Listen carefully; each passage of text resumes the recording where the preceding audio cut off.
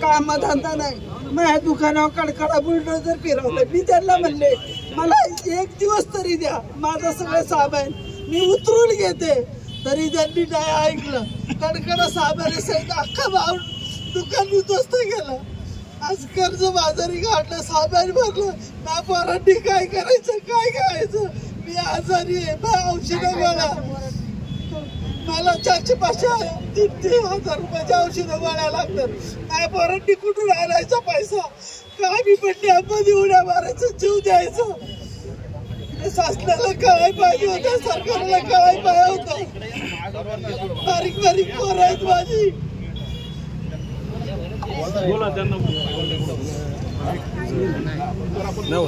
आम्हाला न्याय भेटला पाहिजे. नाव सांगा ताई तुमचं. आमच्या मुलांनी डॅमवर 5 माणसं गेले होते, आमच्या सगळ्या कॅमेऱ्याच्या मुलांनी सगळे काढले होते. तेव्हा शासन कुठे गेलं होतं? नव्हतं ना, जागेवर नव्हतं ते.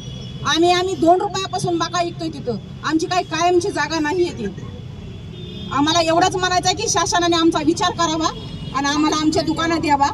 आमच्या सामानावर त्यांनी नको नको म्हणताना त्या शिव ऐकतच नव्हता, अजिबात कुणाचंच नव्हतं ऐकत. उभा राहिलं तरी आम्हाला पोलीस लोक हटवीत होते. तुमचं तुम्ही सामान काढून घ्या म्हणले. आम्हाला काय माहित नाही. आमच्या मुलांनी जेव्हा माणसं डॅमच्या पायऱ्यावर मेले नाही, आमचा काही दोष नाहीये. ते गेले जंगलामध्ये, त्यांना हौस आलती, तिकडे गेले ते. त्यांचं आलतं मरण. पण आमच्या 200-250 कुटुंबावर त्यांनी बुलडोजर फिरवले. आमच्या पोटामध्ये खंजर खुपसला त्या लोकांनी. त्यांना कळवा नाही की ह्या लोकांची काही गलती नाही. आमचे पोरं सगळे कॅमेऱ्यावाले पोरं आमच्या डॅममधून कोण जरी वाहून गेला तरी धरपड्यात काढीत येत. पण आमचा तिकडे काही संबंधच येत नाही जायचा. तर आमच्या मुलं आमच्या माणसं तिकडे जाणार कशी? आम्हाला एवढंच म्हणायचं की आमच्या दुकानं आमची चालू करून द्यावा. शासनाला एवढीच आमची नम्र विनंती आहे. माझ्यापाशीच मका खाऊन गेले ते लोक आणि मी सांगितलं त्यांना की तुम्ही इथंच थांबा, थोडा वेळ तिकडे जाऊ नका, आउट साईड आहे आणि तिकडे गेल्यावर धोका आहे, लूटमार होती, आउट साईड आहे, जाऊ नका. एवढं सांगून पण ती लोक तिकडे गेले. मग तिथं आमची काय गलती आहे? आमची डॅमची दुकानं आम्हाला आधी सूचना नाही केली, काय नाही केली आणि तुम्ही डायरेक्ट आणून आमची दुकानं तोडली. आम्हाला सामान पण नीटवानी काढू दिलं नाही त्या लोकांनी. मग आम्ही काय करायचं सांगा? आमची पोरं लहानाची मोठी आम्ही आता त्या दुकानावर गेलेत आणि आम्ही आता दुकान संपलं की 2-3 महिन्याचा धंदा आणि आम्ही बिगारी कामाला जातोय. आम्ही असं नाही की आमच्याकडे कोण बिझनेस आहेत का काय आहेत, याच्यावर आमचं पोट पाणी आहे. मग यांना समजायला नको का? आम्हाला सूचना द्यायची पहिली ना त्यांनी की आम्ही तोडायला येणार आहे. 2-3 दिवस माणसं फिरत होती त्यांचे साहेब लोक. मग आम्हाला सूचना का नाही दिली? तुमची काय लेखी होती ती आम्हाला दाखवायची, आम्हाला नोटीस द्यायची, आम्ही काढली असती आम्हाला 1 दिवस द्यायचा होता. आम्हाला काय नाही दिला दिवस त्यांनी. भुशीगावचे भुशीडॅमचे ग्रामस्थ आहेत. आम्हाला 2-3 दिवस झाले ही जी घटना घडली. पहिलं तर त्यांना आमची खरंच श्रद्धांजली आमच्याकडनं.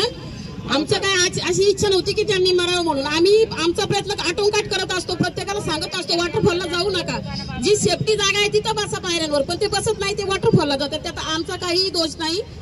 परंतु आम्हाला एकच विचारायचं आहे शासनाला की आम्ही आज 40 वर्ष झाले तिथं वास्तव्य करतोय. सर्व ग्रामस्थ आम्ही तिथं राहतोय. त्या आमचा व्यवसाय चालू आहे, त्याचा उदरनिर्वाह चालू आहे. आज ह्या महिला तुम्ही पाहताय, सर्व महिलांनी कुणी दागिने गहाण ठेवून जवळ 1.5 लाखाचा 2 लाखाचा माल भरलेला आहे. आणि या रेल्वेच्या साहेबांनी येऊन डायरेक्ट गाडी त्या बुलडोजर नगरपालिकेला हाताशी धरून सर्व दुकानावर बुलडोजर फिरवले. आमचा माल पूर्ण ह्याच्यामध्ये गाडला गेलेला आहे. त्याची भरपाई कोण देणार? आमची मुलं, हे माझे मित्र मिलिंद बालराव वयाच्या 19 पासून टेबल लावतात तिथं शेंगाचा.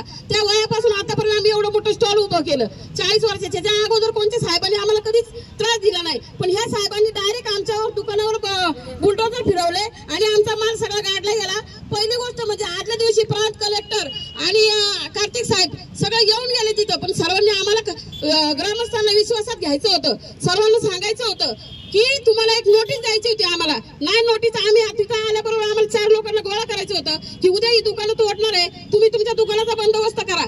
आम्ही तिथं अतिक्रमण केलेलं नाही. आम्ही दरवर्षी रेल्वेला सांगत असतो आणि मग 4 महिन्यासाठी दुकाने असं आम्ही बोलत असतो. आमच्या मुलांचं काय? आमच्या मुलांना नोकऱ्या तरी द्या, नाही तर आम्हाला तरी कामाला लावा. आमचा काहीतरी बंदोबस्त करा, आमची नुकसान भरपाई द्या, ही आमची विनंती आहे शासनाला आणि सर्वच पक्षाच्या लोकांना. गोरगरिबांवर अन्याय करणाऱ्या रेल्वे प्रशासनाचा धिक्कार असो. आज भुशी डॅम जवळजवळ 40 ते 45 वर्ष भुशी डॅमला झालेले आहेत. इथं गोरगरीब आणि सर्वसाधारण लोक पोट भरतात आहे.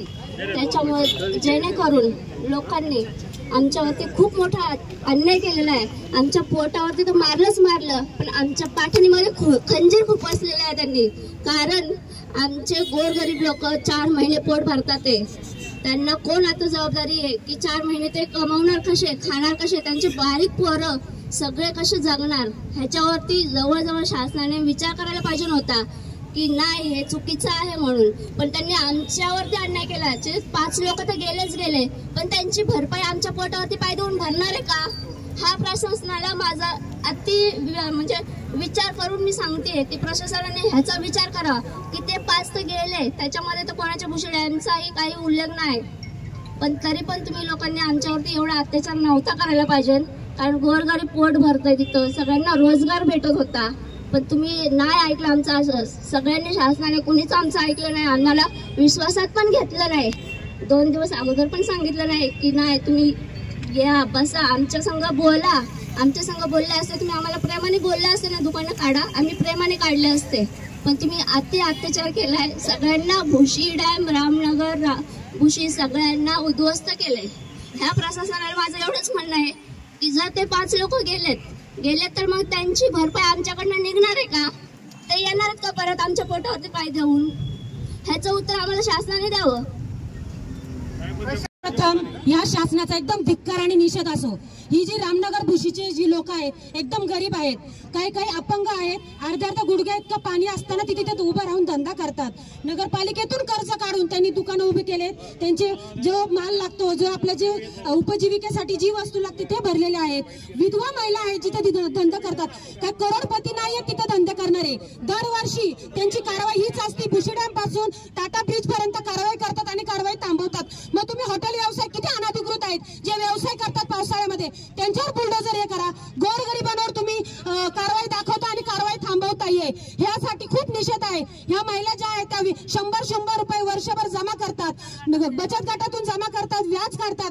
काहींनी आपले दागिने गहाण ठेवलेत, गंठणी गहाण ठेवलेत. घरी करायला कोण नाही, विधवा महिला आहेत, त्यांची मुलांचे पालन पोषण कोण करणार आहे? तर या शासनाने यांनी जे हे केले आहे ना, त्यांनी त्यांची दुकानं उभं करून द्यावी आणि जेवढे त्यांचे नुकसान झाले ते नुकसानची भरपाई करावी हीच विनंती आहे आणि निषेध आहे यांचा.